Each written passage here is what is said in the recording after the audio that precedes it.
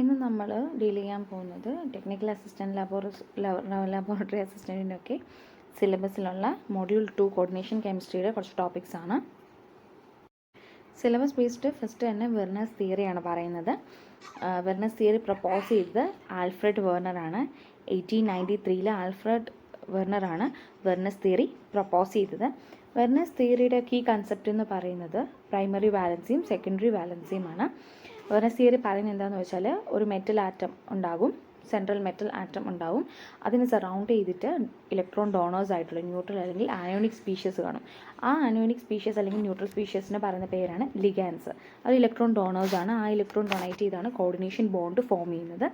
ആ ligands satisfy ചെയ്യുന്നത് coordination നമ്പറിനെയാണ്. ആ കോർഡിനേഷൻ നമ്പർ ബേസ് ചെയ്തിട്ടുള്ള കറസ്പോണ്ടിങ് ആയിട്ടുള്ള വാലൻസിയാണ് സെക്കൻഡറി വാലൻസി. പ്രൈമറി വാലൻസി എന്ന് പറയുന്നത് നമ്മുടെ മെറ്റൽ ആറ്റത്തിൻ്റെ ഓക്സിഡേഷൻ സ്റ്റേറ്റ് കറസ്പോണ്ട് ചെയ്ത് വരുന്ന വാലൻസിയാണ് പ്രൈമറി വാലൻസി. ആ സ്പിയറിൻ്റെ, ആ കോർഡിനേഷൻ സ്പിയറിൻ്റെ ഓക്സിഡേഷൻ സ്റ്റേറ്റിൽ കൺസിഡർ ചെയ്യുമ്പോൾ വരുന്ന വാലൻസിയാണ് പ്രൈമറി വാലൻസി. അത് അയണൈസബിൾ ആണ്. കാരണം എന്തുകൊണ്ടാണ്? അത് അയോൺസ്, നെഗറ്റീവ് ചാർജ്ഡ് സ്പീഷ്യസ് അല്ലെങ്കിൽ ആനിയോൺസ് സാറ്റിസ്ഫൈ ചെയ്യുന്ന അയോൺസ് ആണ്. ഓൺ സോൾവേഷൻ, അതായത് ഇപ്പം നമ്മളിപ്പം ഒരു സൊല്യൂഷൻ പ്രിപ്പയർ ചെയ്യുവാണെങ്കിൽ അയണൈസിങ് നേച്ചറുള്ള അയോൺസ് പ്രസൻ്റ് ആവുന്ന ആ അയോൺസ് ഉണ്ടല്ലോ, ആ അയണൈസബിൾ ആയിട്ടുള്ള വാലൻസി സാറ്റിസ്ഫൈ ചെയ്യുന്നതാണ് പ്രൈമറി വാലൻസി. അത് നോൺ ഡയറക്ഷണലാണ്. നോൺ ഡയറക്ഷണൽ എന്ന് പറഞ്ഞെങ്കിൽ സെക്കൻഡറി വാലൻസി എന്ന് പറഞ്ഞാൽ നമ്മൾ പറഞ്ഞു, ലിഗാൻസ് സാറ്റിസ്ഫൈ ചെയ്യുന്ന കോർഡിനേഷൻ നമ്പർ ബേസ് ചെയ്തിട്ടുള്ള വാലൻസിയാണ് സെക്കൻഡറി വാലൻസി. ഈ സെക്കൻഡറി വാലൻസി ഡയറക്ഷണലാണ്. കാരണം സെക്കൻഡറി വാലൻസി നമുക്ക് ജോമെട്രി അല്ലെങ്കിൽ ഷേപ്പ്, വെർണേഴ്സ് തിയറി അനുസരിച്ച് നമുക്ക് ഷേപ്പ് പ്രെഡിക്റ്റ് ചെയ്യാൻ അല്ലെങ്കിൽ ജോമെട്രി പ്രെഡിക്റ്റ് ചെയ്യാൻ നമുക്ക് സാധിക്കുന്നു. അത് ബേസ് ചെയ്തിട്ടാണ് സെക്കൻഡറി വാലൻസി വരുന്നത്. അതുകൊണ്ടാണ് അതിൻ്റെ ഡയറക്ഷണൽ എന്ന് പറയുന്നതും പ്രൈമറി വാലൻസി നോൺ ഡയറക്ഷണൽ എന്ന് പറയുന്നതും. എക്സാമ്പിൾ പറയുകയാണെങ്കിൽ, ഇതൊരു കോർഡിനേഷൻ കോമ്പൗണ്ട് ആണെങ്കിൽ ഇതിൽ പ്രൈമറി വാലൻസി സാറ്റിസ്ഫൈ ചെയ്യുന്നത് ക്ലോറിൻ അയോൺസ് ആണ്. കാരണം ഇതാണ് പ്രൈമറി വാലൻസി സാറ്റിസ്ഫൈ ചെയ്യുന്നത്. അതൊരു സൊല്യൂഷൻ ഉണ്ടാക്കുകയാണെങ്കിൽ ഈ ക്ലോറിൻ Cl- ആയിട്ട് പോകുന്നതായിരിക്കും. അതേസമയം ഈ NH3 ആണ് ഇവിടുത്തെ ലിഗാൻഡ്, അതായത് സെക്കൻഡറി വാലൻസി സാറ്റിസ്ഫൈ ചെയ്യുന്നത്. ഒരു സൊല്യൂഷൻ വരുവാണെങ്കിലും ഈ NH3 എന്ന് പറഞ്ഞാൽ അയണൈസബിൾ അല്ല, അത് പോകത്തില്ല. അതേസമയം ഈ ക്ലോറിൻ എന്ന് പറയുന്നത് നമ്മളൊരു സൊല്യൂഷൻ ഉണ്ടാക്കുകയാണെങ്കിൽ അതും പോകും, അയണൈസബിൾ ആണ്. പ്രൈമറി വാലൻസിയാണ് ക്ലോറിൻ എന്ന് പറയുന്നത്. പക്ഷേ NH3 ലിഗാൻഡാണ്, സെക്കൻഡറി വാലൻസി സാറ്റിസ്ഫൈ ചെയ്യുന്നതാണ്. കോർഡിനേഷൻ നമ്പർ, ഇവിടുത്തെ കോർഡിനേഷൻ നമ്പർ എന്തോരും 6. ആ 6 വെച്ച് കോർഡിനേഷൻ നമ്പർ അടിസ്ഥാനത്തിലാണ്, സെക്കൻഡറി വാലൻസിയുടെ അടിസ്ഥാനത്തിലാണ് ഈ ഒരു കോർഡിനേഷൻ കോമ്പൗണ്ടിൻ്റെ സ്ട്രക്ചർ അല്ലെങ്കിൽ ജോമെട്രി എക്സ്പ്ലെയിൻ ചെയ്യും. അപ്പോൾ വെർണേഴ്സ് തിയറി എന്ന് പറയുന്ന ആൽഫ്രഡ് വെർണർ 1893 പ്രപ്പോസ് ചെയ്തിട്ടുള്ളതാണ്. പ്രൈമറി വാലൻസി ഓക്സിഡേഷൻ സ്റ്റേറ്റിന് കറസ്പോണ്ടിങ് ആയിട്ട് വരുന്നതാണ്. Ionisable നേച്ചറാണ്, non ഡയറക്ഷണലാണ്. സെക്കൻഡറി വാലൻസി എന്ന് പറയുന്നത് കോർഡിനേഷൻ നമ്പറിനെ ബേസ് ചെയ്ത് കറസ്പോണ്ടിങ് ടു കോർഡിനേഷൻ നമ്പറാണ്. അത് ലിഗാൻസ് സാറ്റിസ്ഫൈ ചെയ്യുന്നു. അത് നോൺ അയണൈസബിൾ ആണ്. അതുകൊണ്ട് തന്നെ അത് ഡയറക്ഷണലാണ്. ജോമെട്രി പ്രെഡിക്റ്റ് ചെയ്യാൻ വേണ്ടി ഹെൽപ്പ് ചെയ്യുന്നു. ഇതാണ് മെയിൻ ആയിട്ടുള്ള വെർണേഴ്സ് തിയറിയിലെ കീ കൺസെപ്റ്റ് എന്ന് പറയുന്നത്. ഇനി നമ്മൾ നോക്കാൻ പോകുന്ന IUPAC nomenclature of coordination compounds ആണ്. നോമൻക്ലേച്ചർ എന്ന് പറയുമ്പോൾ നമ്മുടെ കോർഡിനേഷൻ കോമ്പൗണ്ട്സിൻ്റെ നെയിമിംഗ് ആണ്. അത് ആദ്യം നമ്മൾ കോർഡിനേഷൻ കോമ്പൗണ്ടിൽ നമ്മൾ കാറ്റയോൺസിനാണ് നെയിം ചെയ്യുന്നത്, പിന്നെയാണ് നമ്മൾ ആനയോൺസിന് നെയിം ചെയ്യുന്നത്. അതൊക്കെ നമ്മുടെ സാധാരണ IUPAC കോമ്പൗണ്ട്സിൻ്റെ LN നോമൻക്ലേച്ചർ പോലെ തന്നെ ഫസ്റ്റ് നമ്മൾ കാറ്റയോൺസിന് നെയിമിങ് കൊടുക്കും, പിന്നെ ആനയോൺസിന് നെയിം കൊടുക്കും. ലിഗാൻസ് വരുവാണെങ്കിൽ, ലിഗാൻസ് ന്യൂട്രൽ ആണെങ്കിൽ അങ്ങനെ തന്നെ, അതിപ്പോൾ വാട്ടർ ആണെങ്കിൽ H2O ആണെങ്കിൽ അക്വ എന്ന്, NH3 അമോണിയ ഒക്കെ ആണെങ്കിൽ അമീൻ എന്ന് തന്നെ നമ്മൾ പറയും. അതേസമയം ആനയോണിക് ലിഗാൻസ് ആണെങ്കിൽ, ഇപ്പം Cl- ആണെങ്കിൽ ക്ലോറിഡോ, OH- ആണെങ്കിൽ ഹൈഡ്രോക്സോ, Cn- ആണെങ്കിൽ സൈനോ, അങ്ങനെ നമ്മൾ O ചേർത്ത് എൻഡിങ് വിത്ത് O. ആനയോണിക് ലിഗാൻസ് ആണെങ്കിൽ എൻഡിങ് ചെയ്യുന്നത് ഓയിലായിരിക്കും. അതുപോലെ തന്നെ നമ്മുടെ ലിഗാൻസ് എത്ര ഉണ്ട് എന്ന് ഉള്ളത് ഡിപ്പെൻഡ് ചെയ്തിട്ട് നമുക്ക് ഡൈ, ട്രൈ, ടെട്ര അങ്ങനെയൊക്കെ കൊടുക്കാൻ പറ്റും. ഇപ്പം നമ്മൾ ഈ എക്സാമ്പിളിൽ CONH3 6 ടൈംസ് Cl3 ആ കോംപ്ലക്സ് നോക്കുവാണെങ്കിൽ നമുക്കറിയാം അവിടെ 6 അമീൻസ് ഉണ്ട്. അപ്പം 6 അമോണിയാണ് വരുന്നത്. അപ്പം ഹെക്സാ അമൈൻ കൊബാൾട്ട് എന്ന് വന്നു. അതിനുശേഷം നമ്മുടെ മെറ്റൽ അയോണിൻ്റെ നെയിമിംഗ് ആണ് കൊടുക്കേണ്ടത്. ഇൻ കേസ് നമ്മുടെ ഈ കോംപ്ലക്സ് എന്ന് പറയുന്ന ഒരു ആനയോൺ ആണെങ്കിൽ ഈ നമ്മുടെ ഇപ്പം അയണാണ് വരുന്നത്, അയണാണ് ഇവിടെ ഇപ്പം നമ്മുടെ വന്നിരിക്കുന്നത് ഹെക്സാസ് അയനോ ഫെറൈറ്റ് എന്ന് വന്നിട്ടുണ്ടോ, ATE ലാസ്റ്റ് നമുക്ക് ATE വരുന്നു, ATE സഫിക്സ് വരുന്നു. ഓക്കെ, അതായത് IUPAC നോമൻക്ലേച്ചർ അനുസരിച്ച് ആദ്യം നമ്മൾ കാറ്റയോണിന് നെയിമിംഗ് കൊടുക്കണം, പിന്നെയാണ് ആനയോൺ നെയിമിംഗ് കൊടുക്കേണ്ടത്. അത് സാധാരണ പോലെ തന്നെ. പിന്നെ ആൽഫബറ്റിക് ഓർഡറിൽ നമ്മൾ ലിഗാൻസിന് നെയിം കൊടുക്കണം. ഇപ്പം ഒന്നിലധികം ലിഗാൻസ് ആണ് ഒരു കോംപ്ലക്സിൽ പ്രസൻ്റ് ആയിട്ടുണ്ടെങ്കിൽ ആൽഫബറ്റിക് ഓർഡറിൽ കൊടുക്കണം. അതുപോലെ തന്നെ ലിഗാൻസ് എത്ര എണ്ണം ഉണ്ടോ അതനുസരിച്ച് പ്രിഫിക്സ് ആയിട്ട് di, tri, tetra, penta, hexa എന്നുള്ള പ്രിഫിക്സസ് നമ്മൾ യൂസ് ചെയ്യണം. പിന്നെ ന്യൂട്രൽ ലിഗാൻസ് ആണെങ്കിൽ അതേ പേര് തന്നെ നമ്മൾ കൊടുക്കുക. ആനോണിക് ലിഗാൻസ് ആണെങ്കിൽ O വെച്ച് എൻഡ് ചെയ്യുക. ഇനി whole sphere, whole coordination sphere അല്ലെങ്കിൽ ഹോൾ കോർഡിനേഷൻ കോമ്പൗണ്ട് എന്ന് പറയുന്നത് ഒരു ആനയോൺ ആണെങ്കിൽ നമ്മുടെ മെറ്റൽ അയണിൻ്റെ കൂടെ ATE കൂടെ ചേർക്കുക. അതുപോലെ തന്നെ റോമൻ ന്യൂമറിക്കൽസിൽ oxidation state of the metal അയോണും നമ്മൾ എക്സിബിറ്റ് ചെയ്യുക. അങ്ങനെയാണ് നമ്മൾ IUPAC നോമൻക്ലേച്ചർ ചെയ്യുന്നത്. ഇവിടെ നമുക്ക് 2 എക്സാമ്പിൾസ് കാണാം. CrH2O6 3+, ഇതൊരു കാറ്റയോൺ ആണ്. അപ്പം ഹെക്സ അക്വ എങ്ങനെ വന്നു, 6H2O ആണുള്ളത്. H2O എന്ന് പറയുമ്പോൾ അക്വ വരും. ഹെക്സ അക്വ ക്രോമിയമാണ് നമ്മുടെ ഇവിടുത്തെ മെറ്റൽ അയൺ. അപ്പോൾ ക്രോമിയം 3 അയൺ, 3 ആണ് ഇവിടുത്തെ ഓക്സിഡേഷൻ സ്റ്റേറ്റ്. നമ്മുടെ കോമ്പൗണ്ടിൻ്റെ ഓക്സിഡേഷൻ സ്റ്റേറ്റ് നമ്മൾ റോമൻ ന്യൂമറിക്കൽസിൽ നമ്മൾ ബ്രാക്കറ്റിൽ കൊടുക്കും. അതുപോലെ തന്നെ നെക്സ്റ്റ് കോമ്പൗണ്ട് എന്ന് പറഞ്ഞാൽ K3 FeCN 6 ടൈംസ്. ഇപ്പോൾ ഇവിടെ എന്ന് പറയുമ്പം നമ്മുടെ കാറ്റയോൺ ആരാണ്, നമുക്കറിയാം കാറ്റയോൺ ആദ്യം പേര് കൊടുക്കണം, പിന്നെയാണ് ആനയോണിന് പേര് കൊടുക്കേണ്ടത്. ഇവിടുത്തെ കാറ്റയോൺ പൊട്ടാസ്യമാണ്. അപ്പോൾ പൊട്ടാസ്യം ആദ്യം നമ്മൾ പറഞ്ഞു. പിന്നെ 6 ടൈംസ് CN എന്ന് പറയുമ്പം ഒരു ആനയോണിക് ലിഗാൻഡാണ്. സോ സയനോ എന്നാണ് വരുന്നത്. 6 ടൈംസ് ആകും ഹെക്സാ സയനോ. അയൺ ആണ് നമ്മുടെ ഇവിടുത്തെ മെറ്റൽ ഐറ്റം. അപ്പം ഫെറസ് ആനയോണിക് ലിഗാൻഡാണിത്. ഇവിടെ നമ്മുടെ ആനയോണിക് ആയിട്ടുള്ള കോംപ്ലക്സ് ആണ് FeCN 6 ടൈംസ് വരുന്നത്. അതുകൊണ്ട് തന്നെ അയണാണ് നമ്മുടെ മെറ്റൽ ആറ്റം. സോ ഫെറസ് വന്നു. അത് കഴിഞ്ഞ് ആനയോണിക് അയണിൻ്റെ ATE സഫിക്സ് ആയിട്ട് ചേർത്തു. പിന്നെ 3 ഓക്സിഡേഷൻ സ്റ്റേറ്റ് റോമൻ ന്യൂമറിക്കൽസിൽ ബ്രാക്കറ്റിൽ എഴുതി. ഈ ഒരു കോമ്പൗണ്ട് എങ്ങനെ വരും, ഈ ഒരു കോമ്പൗണ്ടിൻ്റെ നെയിമിംഗ് എങ്ങനെ വരും, ഹെക്സ അമീൻ കൊബാൾട്ട് 3 ക്ലോറൈഡ്. ഇനി നമുക്ക് നോക്കാനുള്ള ഐസോമറിസം ഇൻ കോർഡിനേഷൻ കോമ്പൗണ്ട്സ് ആണ്. മെയിനായിട്ടും സ്ട്രക്ചറൽ ഐസോമറിസവും സ്റ്റീരിയോ ഐസോമറിസം ആണുള്ളത്. സ്ട്രക്ചറൽ ഐസോമറിസം തന്നെ ഫർദർ ക്ലാസിഫൈ ചെയ്തിട്ടുള്ളത് ionization isomerism, hydrate isomerism, linkage isomerism, coordination isomerism. അതുപോലെ തന്നെ സ്റ്റീരിയോ ഐസോമറിസം എന്ന് പറയുന്നത് ജോമെട്രിക്കൽ ഐസോമറിസവും ഒപ്റ്റിക്കൽ ഐസോമറിസമായിട്ട് ക്ലാസിഫൈ ചെയ്തിട്ടുണ്ട്. അതിൽ അയണൈസേഷൻ ഐസോമറിസം എന്ന് പറയുമ്പം മെയിനായിട്ടും exchange of ligands with counter ions ആണ്. അതായത് നമ്മുടെ അയണൈസിങ് ആയിട്ടുള്ള പ്രൈമറി വാലൻസി സാറ്റിസ്ഫൈ ചെയ്യുന്ന അയോൺസും അയണൈസബിൾ ആയിട്ടുള്ള അയോൺസും നമ്മുടെ ലിഗാൻഡ് ഉള്ളിലുള്ള സെക്കൻഡറി വാലൻസി സാറ്റിസ്ഫൈ ചെയ്യുന്ന അയോൺസും അങ്ങോട്ടും ഇങ്ങോട്ടും മാറിപ്പോകുന്നത് പോലെ നമുക്ക് തോന്നും. അങ്ങനെയുള്ള ഐസോമറിസമാണ് അയണൈസേഷൻ ഐസോമറിസം. ഈ എക്സാമ്പിൾ നോക്കുകയാണെങ്കിൽ നമുക്ക് മനസ്സിലാവും എന്താണ് അയണൈസേഷൻ ഐസോമറിസം എന്ന്. കാരണം ഇവിടെ BR ഇപ്പോൾ ഫസ്റ്റ് കോമ്പൗണ്ടിൽ BR എന്ന് പറയുന്നത്, ഈ ഫസ്റ്റ് കോമ്പൗണ്ടിൽ BR എന്ന് പറയുന്നത് നമ്മുടെ സെക്കൻഡറി വാലൻസ് സാറ്റിസ്ഫൈ ചെയ്യും. അതായത് അയണൈസബിൾ അല്ല. ഇവിടെ SO4 ആണ്, SO2 SO4 ആണ് നമ്മുടെ പ്രൈമറി വാലൻസ് സാറ്റിസ്ഫൈ ചെയ്തിരിക്കുന്നത് അല്ലെങ്കിൽ അയണൈസബിൾ ആയിട്ടുള്ള ആൾ. പക്ഷേ നമുക്ക് സിമിലറായിട്ട് തോന്നുന്ന ഒരു കോമ്പൗണ്ടാണ് ഈ രണ്ടാമത്തേത്. പക്ഷേ ഇവിടെ SO4 എന്ന് പറഞ്ഞാൽ സെക്കൻഡറി വാലൻസി, ഇവിടെ ബ്രോമിൻ ആയിരിക്കും അയണൈസ് ചെയ്ത് നമുക്ക് കിട്ടുന്ന അയോൺ എന്ന് പറയുന്നത്. ഇതാണ് അയണൈസേഷൻ ഐസോമറിസം കൊണ്ട് ഉദ്ദേശിക്കുന്നത്. ഹൈഡ്രേറ്റ് ഐസോമറിസം എന്ന് പറയുമ്പോൾ differing number of water molecules in the coordination sphere. ഇപ്പോൾ കോപ്പർ സൾഫേറ്റ് ഒക്കെ നമുക്ക് എക്സാമ്പിൾ വരുവാണെങ്കിൽ ഹൈഡ്രേറ്റ് കോപ്പർ സൾഫേറ്റ് CuSO4.10H2O അല്ലെങ്കിൽ 8H2O എന്നൊക്കെ പറഞ്ഞ് നമുക്ക് നമ്മുടെ കോപ്പർ സൾഫേറ്റ് ചെയ്താൽ പറ്റും. പക്ഷേ അതിൽ വാട്ടർ മോളിക്യൂൾ H2Oയും ഉള്ളിൽ ലിഗാൻഡ് ആയിട്ടായിരിക്കുകയില്ല H2O എല്ലാം ആക്ട് ചെയ്യുന്നത്, കുറച്ച് ഹൈഡ്രേറ്റ് ആയിട്ടായിരിക്കും ഇരിക്കുന്നത്. അതായത് ലാറ്റിസിലുള്ള വാട്ടർ മോളിക്യൂളും ലിഗാൻസും തമ്മിൽ അങ്ങോട്ടും ഇങ്ങോട്ടും നമുക്ക് മാറുന്ന പോലെ തോന്നും.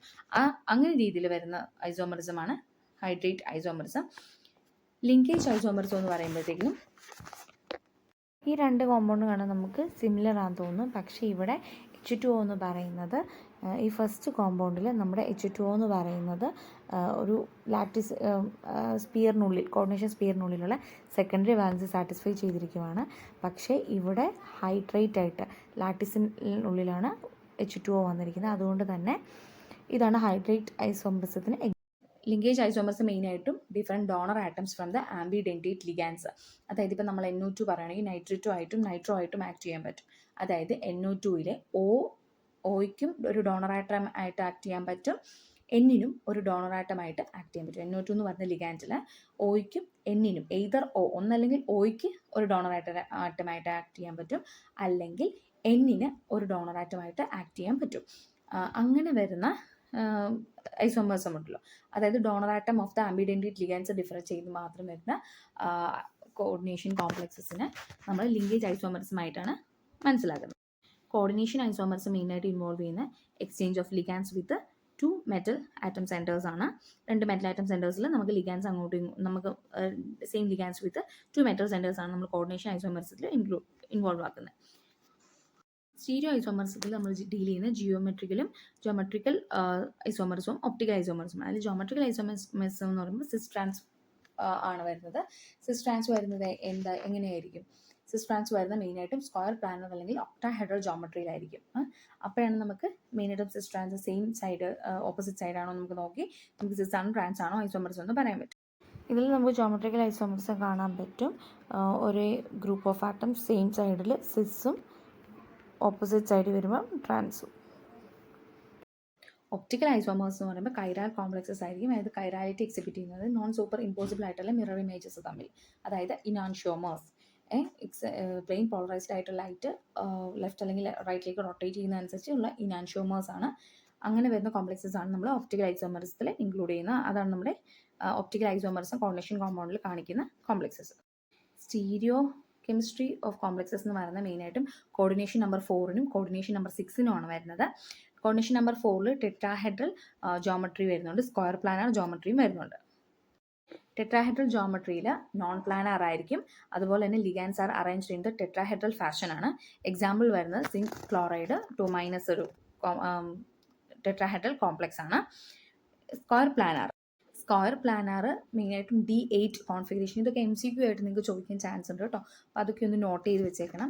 അതുപോലെ തന്നെ ഈ PPT അല്ലെങ്കിൽ ഈ പ്രസൻറ്റേഷനിൽ ഉള്ളത് മാത്രമല്ല, നിങ്ങൾ ജസ്റ്റ് നോട്ട് ചെയ്യും കൂടെ വേണം. എക്സ്ട്രാ പോയിന്റ്സ് പറയുന്നുണ്ട്. MCQs ആയിരിക്കും ക്വസ്റ്റ്യൻസ്. ബേസിക് ആയിട്ടാണ് ജസ്റ്റ് കവർ ചെയ്ത് പോകുന്നത്. കുറച്ചും കൂടി ഇൻഡെപ്ത് ആയിട്ടുള്ള നോളജ് എപ്പോഴും ഉള്ളത് നല്ലതാണ്. ബട്ട് അറ്റ്ലീസ്റ്റ് ഈ സിലബസ് കവർ ചെയ്യാൻ വേണ്ടിയെങ്കിലും ഇത്രയെങ്കിലും മിനിമലിസ്റ്റിക് ആയിട്ട് ഇത്രയുമെങ്കിലും നിങ്ങൾ ബേസിക് ആയിട്ട് നോക്കിയിരിക്കണം എന്നുള്ളതുകൊണ്ടാണ് ഈ പോർഷൻസ് ഇങ്ങനെ ക്ലാസ് എടുത്ത് വിടുന്നത്. ഇതിലും കുറച്ചും കൂടി ഇൻഡെപ്ത് ആയിട്ട് തന്നെ നോക്കണം. ഇത് ജസ്റ്റ് അല്ലെങ്കിൽ ഈ ക്ലാസ് കണ്ടിട്ട് ബേസിക് ഒന്ന് അറിഞ്ഞിട്ട് ഇൻഡെപ്ത് ആയിട്ടുള്ള നോളജ് കൂടുതൽ അക്വയർ ചെയ്യുന്നത് എന്തുകൊണ്ടും ബെസ്റ്റാണ്. നമുക്ക് റാങ്ക് ലിസ്റ്റിൽ വന്നപ്പോൾ നമുക്ക് ജോലി വേണമല്ലോ. അതുകൊണ്ട് തന്നെ അപ്പോൾ സ്ക്വയർ പ്ലാനർ ജോമെട്രി വരുമ്പോൾ മെയിനായിട്ട് D8 കോൺഫിഗറേഷൻ ഒക്കെയാണ് വരുന്നത്. അതൊക്കെ ഒന്ന് നോട്ട് ചെയ്ത് വെച്ചിരിക്കണം. അതൊക്കെ MCQs ആയിട്ട് ചോദിക്കാൻ ചാൻസ് ഉണ്ട്. സ്ക്വയർ പ്ലാനറിന് ഏത് പോസിബിലിറ്റീസ് ആണ് വരുന്നത്? D2, D5, D6, D8 എന്നൊക്കെ ഓപ്ഷൻസ് വരാം. D8 കോൺഫിഗറേഷൻ ആണ് മെയിനായിട്ട് വരുന്നത്. എക്സാമ്പിൾ PTCl4 2-, NiCN4 2-, ഇതൊക്കെ നമുക്ക് സ്ക്വയർ പ്ലാനറിനുള്ള എക്സാമ്പിൾസ് ആണ്. ഇനി അടുത്ത കോർഡിനേഷൻ നമ്പർ 6 വരുന്നതാണ് ഒക്ടാഹെഡ്രൽ കോംപ്ലക്സസ് ആണ്. കോർഡിനേഷൻ നമ്പർ 6 വരുന്ന ഒക്ടാഹെഡ്രൽ ജോമെട്രി എന്ന് പറയുമ്പോഴത്തേക്കിനും മെയിനായിട്ടും ഒരു ഒക്ടാഹെഡ്രൻ്റെ ഷേപ്പിൽ ലിഗാൻസ് എല്ലാം അറേഞ്ച് ചെയ്തിരിക്കുന്നതാണ്. FeCN6 3+ ഒക്കെ FeCN6 3+ ഒരു എക്സാമ്പിളാണ്. ഇനി നമ്മൾ ഡീൽ ചെയ്യാൻ പോകുന്ന കീലേറ്റ് എഫക്റ്റ് ആണ്. കീലേറ്റ് എഫക്റ്റ് മെയിനായിട്ടും ഇത്രയും ഇമ്പോർട്ടൻ്റ് ആവാൻ കാരണം തന്നെ അതിൻ്റെ എക്സ്ട്രാ സ്റ്റെബിലിറ്റിയാണ്. അതായത് മോണോഡെൻഡേറ്റ് ലിഗാൻസ്. മോണോഡെൻഡേറ്റ് ലിഗാൻഡ് എന്ന് പറഞ്ഞാൽ എന്താ? ഒറ്റ പെയർ ഓഫ് ഇലക്ട്രോൺ അല്ലെങ്കിൽ ഒരാറ്റം മാത്രം ഡോണർ ആവുന്നു. ഒരു മോളിക്യൂളിലെ ഒരു ലിഗാൻഡിലെ ഒരാറ്റം മാത്രം ഡോണർ ആവുന്ന അവസ്ഥയാണ് മോണോഡെൻഡേറ്റ് ലിഗാൻസ്. അതേസമയം പോളിഡെൻഡേറ്റ് ലിഗാൻഡ് എന്ന് പറയുമ്പോൾ ഒന്നിൽ കൂടുതൽ അല്ലെങ്കിൽ 2-ൽ കൂടുതൽ ആറ്റംസ് ഒരു മോളിക്യൂളിലെ തന്നെ ഒരു ലിഗാൻഡിലെ തന്നെ 2-ൽ കൂടുതൽ ആറ്റംസ് ഡോണർ ആറ്റംസ് ആയിട്ട് ആക്ട് ചെയ്യുവാണെങ്കിൽ അതിന് നമ്മൾ പറയുന്ന പേരാണ് പോളിഡെൻഡേറ്റ് ലിഗാൻസ് അല്ലെങ്കിൽ മൾട്ടിഡെൻഡേറ്റ് ലിഗാൻസ്. ഈ പോളിഡെൻഡേറ്റ് ലിഗാൻസ് മെറ്റൽ ആറ്റത്തിന് ആയിട്ട് കോർഡിനേഷൻ ബോണ്ട് ഫോം ചെയ്യുകയും ഒരു റിംഗ് ലൈക്ക് സ്ട്രക്ചറൊക്കെ ഫോം ചെയ്യുകയും ചെയ്യും. ഈ റിംഗ് ലൈക്ക് സ്ട്രക്ചർ ഫോം ചെയ്യുന്ന ഈ ഒരു പ്രോസസ്സിന് പറയുന്ന പേരാണ് കീലേഷൻ. ഈ കീലേഷൻ മൂലം ഉണ്ടാകുന്ന പോളിഡെൻഡേറ്റ് ലിഗാൻസിന് മാത്രമേ കീലേറ്റിംഗ് എഫക്റ്റ് കൊടുക്കാൻ പറ്റുള്ളൂ കേട്ടോ. മോണോഡെൻഡേറ്റ് ലിഗാൻസ് ഒരിക്കലും കീലേറ്റിംഗ് എഫക്റ്റ് കാണിക്കില്ല. കീലേറ്റിംഗ് എഫക്റ്റ് എന്തുകൊണ്ടായിരിക്കും ഇങ്ങനെ കീലേറ്റിംഗ് എഫക്റ്റ് അല്ലെങ്കിൽ കീലേഷനെ പ്രൊമോട്ട് ചെയ്യുന്ന coordination complexes? Because stability increase ചെയ്യും, എൻട്രോപ്പി ചേഞ്ച് ചെയ്യും. എൻട്രോപ്പി ഇൻക്രീസ് ചെയ്യുന്നതനുസരിച്ച് തന്നെ സ്റ്റെബിലിറ്റി ഇൻക്രീസ് ചെയ്യും. EDTA എന്ന് പറയുന്നത് കീലേറ്റിംഗ് എഫക്റ്റിന് അല്ലെങ്കിൽ കീലേഷൻ കാണിക്കാൻ പറ്റുന്ന ഏറ്റവും നല്ലൊരു എക്സാമ്പിളാണ്. ഹെക്സാഡെൻറ്റേറ്റ് ആണ് ആക്ച്വലി EDTA എന്ന് പറയുന്നത്. കീലേറ്റിംഗ് എഫക്റ്റിന് മെയിനായിട്ടും എൻട്രോപ്പി അല്ലെങ്കിൽ എൻട്രോപ്പിയുടെയും എൻതാൽപ്പിയുടെയും അഡ്വാൻറ്റേജസ് ഉണ്ട്. റിംഗ് ലൈക്ക് സ്ട്രക്ചർ ഫോം ചെയ്യുന്നതുകൊണ്ട് തന്നെ മോർ സ്റ്റെബിലിറ്റി ആണ്. എൻട്രോപ്പി ആൻഡ് എൻതാൽപ്പി അഡ്വാൻറ്റേജസ് ഉണ്ട് അതിന്. അതുകൊണ്ട് തന്നെ കീലേറ്റിംഗ് എഫക്റ്റ് എപ്പോഴും പ്രൊമോട്ട് ചെയ്യും ആര് കോംപ്ലക്സസ്. ഓക്കെ, ഇനി നമ്മൾ വാലൻസ് ബോണ്ട് തിയറിയുടെ ജസ്റ്റ് ബേസിക്സ് മാത്രമാണ് നമ്മൾ നോക്കുന്നത്. ഇന്നർ ഓർബിറ്റൽ കോംപ്ലക്സസ് പോകുന്നത് ഇത് നമ്മൾ ആക്ച്വലി പ്രോബ്ലംസ് ഒക്കെ ചെയ്യുമ്പോഴത്തേക്കും കുറച്ചും കൂടി ഡീറ്റെയിൽ ആയിട്ട് നമുക്ക് ചെയ്യാം കേട്ടോ. ഹൈബ്രിഡൈസേഷൻ ബേസ് ചെയ്തിട്ടാണ് വാലൻസ് ബോണ്ട് തിയറി എന്ന് പറയുന്നത്. ഇന്നർ ഓർബിറ്റൽ കോംപ്ലക്സസ് ഒക്കെ ഫോം ചെയ്യുമ്പോഴത്തേക്കിന് ഇന്നർ ഡി ഓർബിറ്റൽസ് ആണ് മെയിനായിട്ട് D2sp3 ഒക്കെ വരികയില്ലേ, ഇതൊക്കെ നമുക്ക് ഇന്നർ ഓർബിറ്റൽ കോംപ്ലക്സസ് ആണ് ഫോം ചെയ്യുന്നത്. അതായത് ഇന്നർ ഡി ഓർബിറ്റൽസ് ആണ് അവിടെ ഇൻവോൾവ് ആവുന്നത്. അതായത് ഇപ്പം D2sp3 ഒക്കെ വരുമ്പോഴത്തേക്കിന് മെയിനായിട്ടെന്ന് പറഞ്ഞാൽ 3D 4s 4p അങ്ങനെയായിരിക്കുമല്ലോ വരുന്നത്. അതായത് 3ലെ തേർഡ് എനർജി ലെവലിലെ ഡി ഓർബിറ്റലും 4th എനർജി ലെവലിലെ എസും പിയും ആയിരിക്കും ഇൻവോൾവ് ആകുന്നത്. അപ്പം 3ലെ ഡിയും 4ലെ എസും 4ലെ പിയും ആയിരിക്കും ഇൻവോൾവ് ആകുന്നത്. അങ്ങനെയായിരിക്കും D2sp3 ഒക്കെ ഹൈബ്രിഡൈസേഷൻ വരുന്നത്. അങ്ങനെ ഹൈബ്രിഡൈസേഷൻ വരുമ്പോഴത്തേക്കും ഇന്നർ എനർജി ലെവലിലെ ഡി ഓർബിറ്റൽ അല്ലേ അവിടെ ആക്ട് ചെയ്തിരിക്കുന്നത്. അതുകൊണ്ടാണ് ഇന്നർ ഡി ഓർബിറ്റൽസ് എന്ന് പറഞ്ഞിരിക്കുന്നത്. അതെപ്പോഴും ലോ സ്പിൻ ആയിരിക്കും കോംപ്ലക്സസ് തരുന്നത്. സിമിലർലി ഔട്ടർ ഓർബിറ്റൽ കോംപ്ലക്സസ് എങ്ങനെ വരും? അതായത് ഔട്ടർ ആയിട്ടുള്ള, അതായത് 4s 4p 4d അങ്ങനെയാണ് വരുന്നത് വിചാരിച്ചോ. അപ്പം എല്ലാം 4s 4p 4d എന്ന് വരുമ്പോഴത്തേക്കിനും എല്ലാം SP-D എല്ലാം ഒരേ എനർജി ലെവൽ അല്ലെങ്കിൽ അടുത്ത എനർജി ലെവലായിരിക്കുമല്ലോ ഡി ഓർബിറ്റൽ വരുന്നത്. അങ്ങനെ വരുന്ന ഡി ഓർബിറ്റൽസ്, അത് ഔട്ടർ ഡി ഓർബിറ്റൽസ്, അത് ഹൈ സ്പിൻ കോംപ്ലക്സസ് ആണ് മെയിനായിട്ടും വരുന്നത്. അതായത് sp3d2 ഫോം ഒക്കെ വരുന്നത്, sp3d2 ഫോം ഒക്കെ വരുന്നത് ഔട്ടർ ഓർബിറ്റൽ കോംപ്ലക്സസ് ആണ് കേട്ടോ. sp3d2 ആയിട്ട് സ്പിൻ വരുന്നത്. ഇപ്പോൾ എക്സാമ്പിൾ പറയുന്നത്, ഇപ്പോൾ ഇന്നർ ഓർബിറ്റൽ കോംപ്ലക്സിന് എക്സാമ്പിളാണ് D2sp3 വരുന്ന ഹൈബ്രിഡൈസേഷൻ. അതായത് എക്സാമ്പിൾ CONH3 6 3+. അതേസമയം COFe6 3- sp3d2 ആണ്. അത് ഔട്ടർ ഓർബിറ്റൽ കോംപ്ലക്സ് ആണ്, ഹൈ സ്പിൻ ആണ്. ഓക്കെ, ഹൈ സ്പിന്ന് വരുമ്പോഴത്തേക്കും വീക്ക് ഫീൽഡ് ലിഗാൻറ്റും ലോ സ്പിന്ന് വരുമ്പോൾ സ്ട്രോങ് ഫീൽഡ് ലിഗാൻറ്റും ആട്ടോ വരുന്നത്. പിന്നെ വാലൻസ് ബോണ്ട് തിയറി ഇതിൻ്റെ ഡെഫിനറ്റ് ആയിട്ടും കുറച്ച് ലിമിറ്റേഷൻസ് ഉണ്ട്, ഡിസഡ്വാൻറ്റേജസ്. അതെന്ന് പറയുമ്പോൾ ഇതിന് കളർ അല്ലെങ്കിൽ സ്പെക്ട്ര, മാഗ്നറ്റിസം ഇതിനെപ്പറ്റി ഒന്നും എക്സ്പ്ലെയിൻ ചെയ്യാൻ പറ്റിയിട്ടില്ല. അപ്പോൾ ബെറ്റർ തിയറിയൊക്കെ ഇപ്പോൾ വെർണസ് തിയറി കഴിഞ്ഞു, അത് കഴിഞ്ഞ് VBT തിയറി കുറച്ചും കൂടി അഡ്വാൻറ്റേജ് ആയിട്ട് വന്നു. അങ്ങനെ ഓരോ തിയറീസും ഇങ്ങനെ വന്നുകൊണ്ടും അതിനെ പ്രപ്പോസ് ചെയ്യുകയും അതിൽ ഓരോന്നിനും ഓരോ കുറവുകളും നികത്തി ഓരോ തിയറീസ് വന്ന് അങ്ങനെയാണല്ലോ എല്ലാം ആപ്ലിക്കബിൾ ആവുന്നത്. ഇനി ബാക്ക് ബോണ്ടിങ് എന്ന് പറയുന്നത് ഒരു synergic interaction between the ligand. അതായത് നമ്മുടെ ലിഗാൻസ് ആണ് മെറ്റൽ ആറ്റത്തിന് ഇലക്ട്രോൺസ് ഡൊണേറ്റ് ചെയ്യുന്നത്. ഈ മെറ്റൽ ആറ്റം തിരിച്ച് ബാക്ക് നമ്മുടെ ലിഗാൻസിന് തന്നെ ഡി ഓർബിറ്റൽസ് വഴി ഒരു പൈ ബോണ്ട് പോലെ, അതായത് ഒരു സിഗ്മ ബോണ്ട് പോലെയാണ് നമ്മുടെ കോർഡിനേഷൻ ബോണ്ട് ആക്ട് ചെയ്യുന്നത്. എങ്ങനെ? ലിഗാൻസ് മെറ്റൽ ആറ്റത്തിന് ഇലക്ട്രോൺ കൊടുത്ത് തിരിച്ച് മെറ്റൽ ആറ്റം ഒരു പൈ ഡോണേഴ്സ് പോലെ, മെറ്റൽ ആറ്റം ഒരു പൈ അക്സെപ്റ്റർ ലിഗാൻസ് പോലെ ആക്ട് ചെയ്യും. പൈ ബോണ്ട് പോലെ തിരിച്ച് ബാക്ക് ബോണ്ടിങ് നടക്കും. അങ്ങനെ നമ്മുടെ ലിഗാൻസും മെറ്റൽസിന് കൊടുക്കുന്ന സിഗ്മ ബോണ്ട് പോലെ കോർഡിനേഷൻ ബോണ്ട് വഴി ഇലക്ട്രോൺസ് അങ്ങോട്ട് കൊടുക്കുന്നു, മെറ്റൽസ് തിരിച്ച് ബാക്ക് ബോണ്ടിങ് ചെയ്യുന്നു. ഒരു synergic interaction between ligand donates electrons to the metal and metal donates back through D orbital. മെയിനായിട്ട് പൈ ബോണ്ട് പോലെ മെയിനായിട്ടും ഇത് ഷോ ചെയ്യുന്ന ഏതാ? ബാക്ക് ബോണ്ടിങ് ഷോ ചെയ്യുന്ന ലിഗാൻസ് എന്ന് പറയുന്നത് CO കാർബണൈൽ ഗ്രൂപ്പ്സും CN- ഒക്കെയാണ്. Example NaCO4. ഇനി നമ്മൾ ക്രിസ്റ്റൽ ഫീൽഡ് തിയറിയെ പറ്റിയാണ് ഡിസ്കസ് ചെയ്യാൻ പോകുന്നത്. മെയിനായിട്ട് ക്രിസ്റ്റൽ ഫീൽഡ് തിയറി എന്ന് പറയുമ്പോൾ സ്പ്ലിറ്റിംഗ് ആണ് ഒക്കർ ചെയ്യുന്നത്. ക്രിസ്റ്റൽ ഫീൽഡ് തിയറിയിൽ സ്പ്ലിറ്റിംഗ് ഓഫ് ഡി ഓർബിറ്റൽസ് ആണ് ഇൻവോൾവ് ചെയ്യുന്നത്. ഒക്ടാഹെഡ്രൽ ഫീൽഡിലാണെങ്കിൽ ലോവർ ലെവൽ T2G EGയുമായിട്ടാണ്, EX അല്ല T2G EGയുമായിട്ടാണ് സ്പ്ലിറ്റിംഗ് നടക്കുന്നത്. അത് T2G ലോവർ എനർജി ലെവലും EG ഹയർ എനർജി ലെവലുമാണ്. ടെട്രാഹെഡ്രലിൽ റിവേഴ്സ് സ്പ്ലിറ്റിംഗ്, അതായത് T2 ലെവലും E ലെവലും, T2 ഹയർ ലെവലും E ലെവല് ലോവർ ലെവലും ആയിരിക്കും. അതുപോലെ തന്നെ ടെട്രാഹെഡ്രൽ സ്പ്ലിറ്റിംഗ് എന്ന് പറഞ്ഞാൽ ഒക്ടാഹെഡ്രൽ സ്പ്ലിറ്റിങ്ങിൻ്റെ അത്രയും എനർജി ഡിഫറൻസ് വരില്ല. അപ്പോൾ ഇതാണ് ക്രിസ്റ്റൽ ഫീൽഡ് തിയറിയിലെ സ്പ്ലിറ്റിംഗ് എന്ന് പറയുന്നെങ്കിൽ, നമ്മുടെ ഇവിടെ ഇലക്ട്രോൺ പെയേഴ്സ് ആണെങ്കിൽ ആദ്യം T2Gയിൽ 2 പെയേഴ്സ് പോകുന്നു. ഒക്ടാഹെഡ്രൽ സ്പ്ലിറ്റിങ്ങിൽ ഒക്ടാഹെഡ്രൽ സ്പ്ലിറ്റിങ്ങിൽ ഇങ്ങനെയായിരിക്കും വരുന്നത്. T2G ലോവറും EG, അതായത് octahedral T2G ലോവറും EG higher energy ആയിരിക്കും. അതേസമയം ടെട്രാഹെഡ്രലാണെങ്കിൽ ഈ ലോവറും T2 ഹയർ എനർജി ആയിരിക്കും. ടെട്രാഹെഡ്രൽ സ്പ്ലിറ്റിങ്ങിൻ്റെ എനർജി ലെവൽ എന്ന് പറയുന്നത് റിവേഴ്സ് സ്പ്ലിറ്റിംഗ് ആണ്.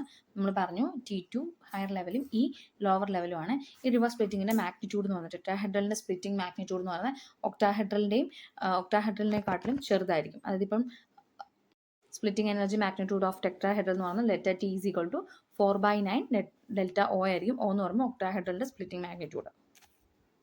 ഇപ്പം നമ്മളെ CFSE crystal field stabilisation energy എന്തിനൊക്കെ ഡിപ്പെൻഡ് ചെയ്യുന്നു? പെയറിംഗ് എനർജീനെയും അതുപോലെ തന്നെ T2G EGയിലൊക്കെ നമ്മൾ സ്പ്ലിറ്റിങ്ങിനെയും ഡിപ്പെൻഡ് ചെയ്തിരിക്കുന്നു. Depends on the field ligand field strength. CFSE അഥവാ ക്രിസ്റ്റൽ ഫീൽഡ് സ്റ്റെബിലൈസിങ് എനർജീനെ പെയറിംഗ് എനർജി ഡിപ്പെൻഡ് ചെയ്തിരിക്കുന്നുണ്ട്. പെയറിംഗ് എനർജി എന്ന് പറയുമ്പോൾ എന്താ, ഒരു ലെവലിൽ തന്നെ ഇലക്ട്രോൺസിന് പെയർ ചെയ്യണമെങ്കിൽ എത്ര എനർജി നീഡഡ് ആണ്, എത്ര എനർജി വേണം. അതുപോലെ തന്നെ പെയറിംഗ് ആണോ അതോ ഒരു ലെവലിൽ നിന്ന് അടുത്ത ലെവലിലേക്ക് എനർജി പോകുന്നതാണോ. അതായത് പെയറിംഗ് എനർജി കൂടുതലാണെങ്കിൽ ഡെഫിനറ്റ് ആയിട്ടും ഷിഫ്റ്റ് അല്ല ഉണ്ടാകുന്നത്, ഒരു എനർജി ലെവലിൽ നിന്ന് മുകളിലേക്കുള്ള എനർജി ലെവലിലേക്ക് പോകുള്ളൂ. അതേസമയം സ്പ്ലിറ്റിംഗ് ഭയങ്കര വലുതാണ്. എനർജി ലെവൽ, അതായത് ഒരു ലെവലിൽ നിന്ന് മറ്റു ലെവലിലേക്ക് പോകുന്നത് ഭയങ്കര ബേർഡൻ ആയിട്ട് ഒരുപാട് എനർജി കൺസ്യൂമിങ് ആണെങ്കിൽ അതിലും ചെറുതാണ് പെയറിംഗ് എനർജി എങ്കിൽ പെയറിംഗ് ആണ് ഹാപ്പൻ ചെയ്യുക. ഓക്കെ, അപ്പോൾ അത് സ്പ്ലിറ്റിംഗ് ഗ്രേറ്റർ മാഗ്നിറ്റ്യൂഡിലാണെങ്കിൽ CFSE എന്ന് പറയുന്നത് കൂടുതലായിരിക്കും. ഒക്ടാഹെഡ്രൽ കോംപ്ലക്സിൽ സ്പ്ലിറ്റിങ് വലുതാണ്. ഓക്കെ, അത് ടെട്രാഹെഡ്രലിൽ അത്രയും സ്പ്ലിറ്റിങ് വരുന്നില്ല. അപ്പം ഈ സ്പ്ലിറ്റിങ് വലുതായിട്ടാണ് ഈ എനർജി വാല്യൂ എന്ന് പറഞ്ഞാൽ ഈ 10 എന്ന് പറയുന്നത് ഭയങ്കരമായിട്ട് വലിയ, അല്ലെങ്കിൽ സ്പ്ലിറ്റിംഗ് എനർജി എന്ന് പറയുന്നത് ഭയങ്കര കൂടുതലാണ്. ആർക്ക്? ഒക്ടാഹെഡ്രൽ ഫീൽഡിന്. ഇത് ഒക്ടാഹെഡ്രലിൻ്റെ, ഇത് ടെട്രാഹെഡ്രലിൻ്റെ. അപ്പം ഈ ഇലക്ട്രോൺസ് എന്താ ചെയ്യുന്നത്? സ്പ്ലിറ്റ് ചെയ്യുമ്പം ഇവിടുന്ന് ഇലക്ട്രോൺസിന് ഇങ്ങോട്ട് പോകാൻ വേണ്ടി ഭയങ്കര എനർജി ബാരിയേഴ്സാണ്, ഇങ്ങോട്ട് വരുന്നത്. അപ്പോൾ ഈ ഇലക്ട്രോൺസ് എന്തോ ചെയ്യും?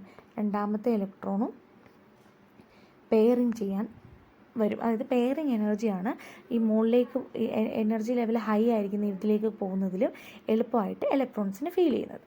അതേസമയം ടെട്രാഹെഡ്രൽ ഫീൽഡിലാണെങ്കിൽ ഇവിടെ ഒരു ഇലക്ട്രോൺസ് രണ്ടെണ്ണം ഉണ്ടെങ്കിൽ ഒരു ഇലക്ട്രോൺ ഇങ്ങനെ വന്നു കഴിഞ്ഞാൽ മറ്റേ ഇലക്ട്രോണിന് പോകാൻ അത്രയും എനർജി ഗ്യാപ്പ് വരുന്നില്ല. അപ്പം പെയറിങ് നടക്കാതെ വേണമെങ്കിൽ മുകളിലത്തെ എനർജി ലെവലിലേക്ക് പോകാൻ സാധിക്കും. അങ്ങനെയാണ്. അതായത് സ്പ്ലിറ്റിങ് കൂടുമ്പോൾ എനർജി കൂടും, അപ്പോൾ പെയറിങ്ങിനുള്ള പോസിബിലിറ്റി കൂടുതലാണ്. അതുകൊണ്ടാണ് ലോ സ്പിൻ കോംപ്ലക്സസ് ആണ് മെയിനായിട്ടും ഒക്ടാഹെഡ്രലിൽ ഉണ്ടാകുന്നത്. അതേസമയം ടെട്രാഹെഡ്രലിൽ കുറച്ചുകൂടെ ഹൈ സ്പിൻ കോംപ്ലക്സസ് ആണ് ഉണ്ടാകുന്നത്. Crystal field stabilisation energy CFSE എന്ന് പറയുമ്പം energy of T2G and EG of electrons, അതായത് T2Gയിലുള്ള ഇലക്ട്രോൺസിന് EGയിലുള്ള ഇലക്ട്രോൺസിൻ്റെ energy level minus pairing energy. Pairing നമ്മൾ പറഞ്ഞു, ഒരേ ലെവലിൽ തന്നെ പെയറിംഗ് ഹാപ്പൻ ചെയ്യണമെങ്കിൽ വേണ്ട എനർജിയാണ് പെയറിംഗ് എനർജി. ഇപ്പോൾ സ്ട്രോങ് ഫീൽഡ് ലിഗാൻസ് ആണെങ്കിൽ ലോ സ്പിൻ ആയിരിക്കും, അതായത് CFSE ലാർജ് ആയിരിക്കും. എങ്ങനെയാണ് സ്ട്രോങ് ഫീൽഡ് ലിഗാൻസ് വരുമ്പോൾ? സ്ട്രോങ് ഫീൽഡ് ലിഗാൻസ് എന്ന് പറയുമ്പോൾ പെയറിംഗ് ഹാപ്പൻ ചെയ്യും. പെയറിംഗ് നടക്കുന്നതുകൊണ്ടാണ് സ്ട്രോങ് ഫീൽഡ് ലിഗാൻസ് വരുന്നത്. അപ്പോൾ അതിന് ലോ സ്പിൻ ആയിരിക്കും, ലാർജർ CFSE ആയിരിക്കും. അതുകൊണ്ട് തന്നെ വീക്കർ ഫീൽഡ് ലിഗാൻസ് ആണെങ്കിൽ ഹൈ സ്പിൻ കോംപ്ലക്സസ്, അതായത് ഒന്നിൽ നിന്ന് മറ്റൊന്നിലേക്ക്, അതായത് ഒരു ലെവലിൽ നിന്ന് മറ്റൊരു ലെവലിലേക്ക് ട്രാൻസ്ഫർ ചെയ്യാൻ പറ്റുന്നുണ്ട് അതിന്. കാരണം CFSE സ്മോളർ ആണ്, പെയറിംഗ് എനർജിയാണ് അതിലും കൂടുതൽ. അതുകൊണ്ട് അത് ഹൈ സ്പിന്ന് മോളിക്യൂൾസ് ഉണ്ടാകുന്നു. അപ്പം CFT അല്ലെങ്കിൽ crystal field theory splitting of d orbitals ആണ്. ഒക്ടാഹെഡ്രലിൽ T2Gയും EGയും ആണ് വരുന്നത്. T2G ലോവർ ലെവലും EG ഹയർ ലെവലും. ടെട്രാഹെഡ്രൽ ആണെങ്കിൽ T2 ഹയർ ലെവലിലും E ലോവർ ലെവലിലും ആണ് വരുന്നത്. ഒക്ടാഹെഡ്രൽ അല്ലെങ്കിൽ ടെട്രാഹെഡ്രൽ സ്പ്ലിറ്റിംഗ് എന്ന് പറയുന്നത് ടെട്രാഹെഡ്രലിലെ സ്പ്ലിറ്റിംഗ് കുറച്ചുകൂടെ മാഗ്നിറ്റ്യൂഡ് ചെറുതാണ് ഒക്ടാഹെഡ്രലിനെക്കാട്ടിലും. അതായത് ഡെൽറ്റ T എന്ന് പറയുന്നത് 4/9 ഡെൽറ്റ O ആണ് വരുന്നത്. ക്രിസ്റ്റൽ ഫീൽഡ് സ്റ്റെബിലൈസിങ് എനർജി ആണെങ്കിൽ T2Gയുടെയും EGയുടെയും ഇലക്ട്രോൺസിൻ്റെ എനർജി മൈനസ് പെയറിംഗ് എനർജിയാണ്. പെയറിംഗ് എനർജി എന്ന് പറഞ്ഞാൽ ഒരേ ലെവലിൽ തന്നെ ഇലക്ട്രോൺസ് പെയർ ചെയ്യാൻ വേണ്ട എനർജി ലെവലാണ്. സ്പ്ലിറ്റിംഗ് ഹയർ ആണെങ്കിൽ ലോ സ്പിൻ കോംപ്ലക്സസ് ആയിരിക്കും ഫോം ചെയ്യുന്നത്. അതെന്താ? സ്ട്രോങ് ഫീൽഡ് ലിഗാൻസ് ആയിരിക്കും വരുന്നത്. അപ്പോൾ സ്പ്ലിറ്റിംഗ് ഹയർ ആണെങ്കിൽ ലോ സ്പിൻ കോംപ്ലക്സസ്, അതായത് പെയറിംഗ് ഹാപ്പൻ ചെയ്തിട്ട് ലോ സ്പിൻ കോംപ്ലക്സസ് ഫോം ചെയ്യും. അതേസമയം വീക്ക് ഫീൽഡ് ലിഗാൻസ് ആണെങ്കിൽ സ്പ്ലിറ്റിംഗ് ചെറുതായിരിക്കും. സ്പ്ലിറ്റിംഗ് സ്മോളർ ആണെങ്കിൽ CFSE സ്മോളർ ആണ്. CFSE സ്മോളർ ആകുമ്പോൾ ഹൈ സ്പിൻ കോംപ്ലക്സസ്, അതായത് ഒരു ലെവലിൽ നിന്ന് മറ്റേ ലെവലിലേക്ക് ട്രാൻസ്ഫർ ചെയ്യാൻ പറ്റുമല്ലോ, അങ്ങനെയുള്ള കോംപ്ലക്സസ് ഉണ്ടാവും.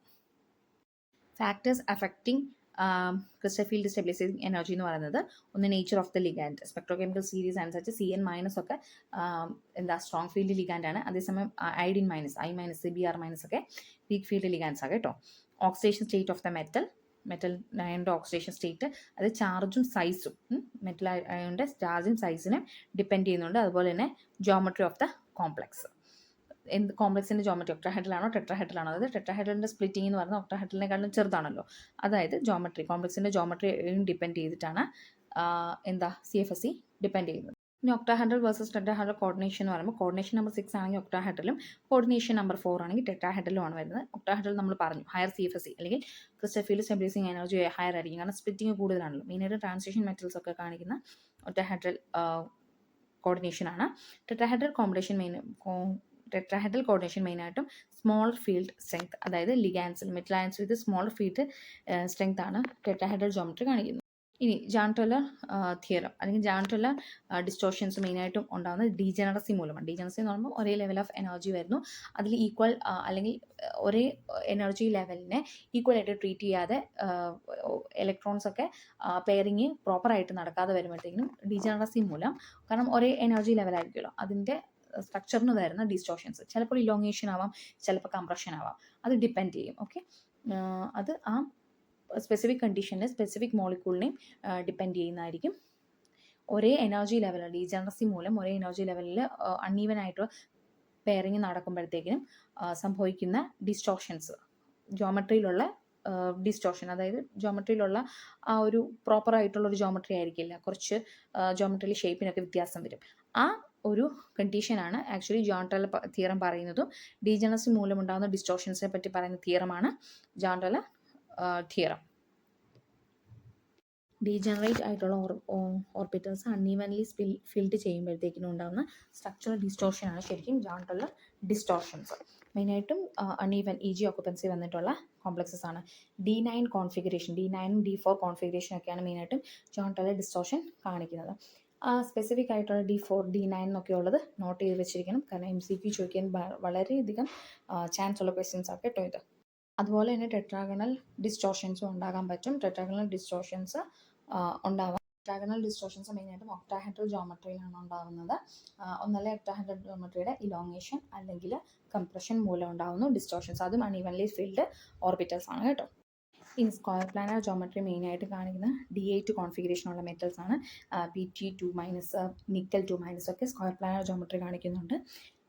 സ്ക്വയർ പ്ലാനർ ജോമെട്രിയുടെ സ്റ്റെബിലിറ്റി മെയിനായിട്ടും അറൈസ് ചെയ്യുന്നത് എങ്ങനെയാണെന്ന് വെച്ചാൽ സ്ട്രോങ് ഫീൽഡ് ലിഗാൻഡ് സ്പ്ലിറ്റിങ് വഴിയിട്ട്. സ്ട്രോങ് ഫീൽഡ് ലിഗാൻഡ് സ്പ്ലിറ്റിങ് വഴി DX² - Y² എന്നുള്ള ഓർബിറ്റൽ ഉണ്ടല്ലോ, അത് സ്റ്റെബിലൈസ് ചെയ്യപ്പെടും. അങ്ങനെയാണ് square planar geometry more stable ആവുന്നത്. മെയിനായിട്ട് D8 കോൺഫിഗറേഷനുള്ള മെറ്റൽസ് നിക്കൽ 2+, Pt2- ഒക്കെയാണ് ഈ ഒരു സ്ക്വയർ പ്ലാനർ ജോമെട്രി ഷോ ചെയ്യുന്നത്. ഇന്നത്തെ നമ്മുടെ പോർഷൻസ് ഇവിടെ കഴിയാണ്. Thank you. നിങ്ങൾക്ക് ഈ ക്ലാസ് വളരെ ഉപകാരപ്പെട്ടു എന്ന് തോന്നുന്നു. ഇത് വളരെ ബേസിക്സ് ആണ്. ഇതിൽ കൂടുതൽ നിങ്ങൾ കളക്ട് ചെയ്യണം. ബേസിക്സ് അറിഞ്ഞിട്ട് കുറച്ചും കൂടി ഒന്ന് അപ്ഡേറ്റ് ചെയ്യാൻ നോക്കിയാലും മതി. ഒരു ബേസിസും അറിയാതെ ജസ്റ്റ് പോകുന്നതിലും നല്ലതാണ്. അറ്റ്ലീസ്റ്റ് ഇത്രയെങ്കിലും കവർ ചെയ്തിട്ട് നിങ്ങൾ നോക്കുകയാണെങ്കിൽ പെട്ടെന്ന് സിലബസും തീരും. നമുക്ക് കുറച്ച് സമയമല്ലേ ഉള്ളൂ. കുറച്ച് സമയം കൊണ്ട് സിലബസും തീർത്ത് നമുക്ക് റിവിഷനും ചെയ്യാൻ പറ്റുമെന്ന് തോന്നുന്നു. അതിൽ നിങ്ങൾ കുറച്ച് അപ്ഡേറ്റിംഗ് കൂടെ ചെയ്യണം കേട്ടോ. Thank you.